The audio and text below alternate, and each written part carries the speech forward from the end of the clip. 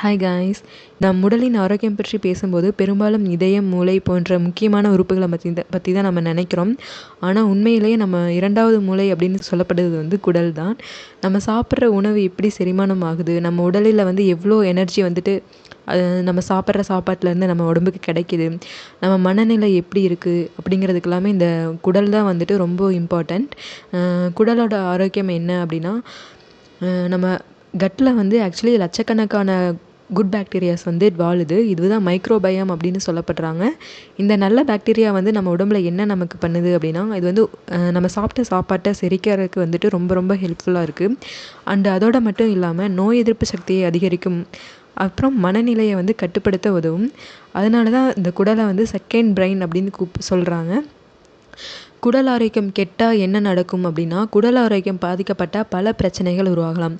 அடிக்கடி வயிற்று உப்பசம் ஏற்படும், மலச்சிக்கல், இல்லைன்னா அடிக்கடி வயிற்றுப்போக்கு, சோர்வு, பலவீனம், தோல் சம்மந்தமான பிரச்சனைகள், பிம்பிள்ஸ் வர்றது, டல் ஸ்கின்னாக இருக்கிறது, என் ஃபேஸ் பார்க்க ஏன் இவ்வளோ டல்லாக இருக்குது, எனக்கு மட்டும் ஏன் இவ்வளோ ஆக்னிஸ் பிம்பிள்ஸ் இருக்குது. ஸோ அந்த மாதிரிலாம் நம்ம ஃபீல் பண்ணுறோன்னா நம்ம கட்டு ஹெல்த்தை நம்ம ரொம்ப ரொம்ப பார்க்கணும். ஸோ இதுவுமே இம்பார்ட்டண்ட்டாக இருக்குது.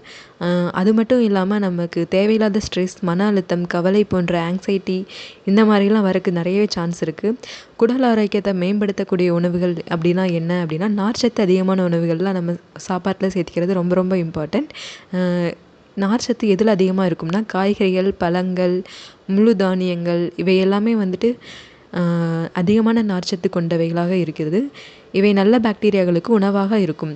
ப்ரோபயோட்டிக் உணவுகள் அப்படின்னு பார்த்துட்டிங்கன்னா, தயிர், இட்லி, தோசை, அப்புறம் ஊறுகாய் போன்றவைகள், அதாவது ஃபெர்மெண்டட் ஃபுட்டுன்னு சொல்லுவாங்க. ஸோ அதெல்லாமே ப்ரோபயோட்டிக் அதிகமாக இருக்கக்கூடிய உணவுகள்.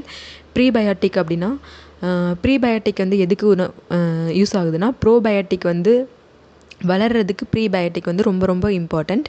இது எந்த ஃபுட்டில் இருக்குதுன்னா, வாழைப்பழம், பூண்டு, வெங்காயம், இந்த மாதிரி இதுலலாம் இருக்குது. ஆப்பிள் சைடர் வினிகர் கூட நம்ம இதில் எடுத்துக்கலாம். நம்ம கட் ஹெல்த்தை ரொம்ப இம்பார்ட்டண்ட்டாக பாதுகாக்கணும்னா, இது நம்ம என்னென்ன ஃபுட்டெல்லாம் அவாய்ட் பண்ணணும் அப்படின்னா, அதிகமான ஜங்க் உணவு, இதில் சர்க்கரை உள்ள உணவுகள், அதிகமான சுகர் கண்டென்ட்டான ஃபுட்ஸ் இதெல்லாமே எடுத்துக்கிறத அவாய்ட் பண்ணிடணும். அதிகமான ஆன்டிபயோட்டிக் மருந்துகள், குறைந்தபட்சம் தூக்கம் இதெல்லாமே நம்ம அவாய்ட் பண்ணிக்கணும். பிகாஸ் ஆன்டிபயோட்டிக் ட்ரக்ஸ் எடுத்துக்கும் போது நம்ம கட்டில் இருக்கக்கூடிய நல்ல பாக்டீரியாக்கள் சாகிறதுக்கும் வாய்ப்பு இருக்குது. அதனால் ஆன்டிபயோட்டிக்கான ட்ரக்ஸை அதிகமாக எடுத்துக்கிறத நம்ம அவாய்ட் பண்ணணும். அப்புறம் தூக்கம் ரொம்ப இம்பார்ட்டன்ட்.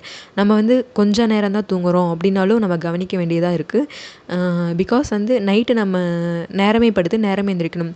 ரொம்ப லேட்டாகி தூங்குறது நம்மளோட கட் ஹெல்த்தை ரொம்பவே பாதிக்கப்படும். குடல் ஆரோக்கியத்திற்கான பழங்கள் சாப்பிடணும், போதுமான அளவுக்கு தண்ணீர் குடிக்கணும், நிதானமாக மென்று சாப்பிடணும், டெய்லியும் எக்ஸசைஸ் பண்ணணும், மன அழுத்தத்தை குறைக்க தியானம் செய்யலாம்.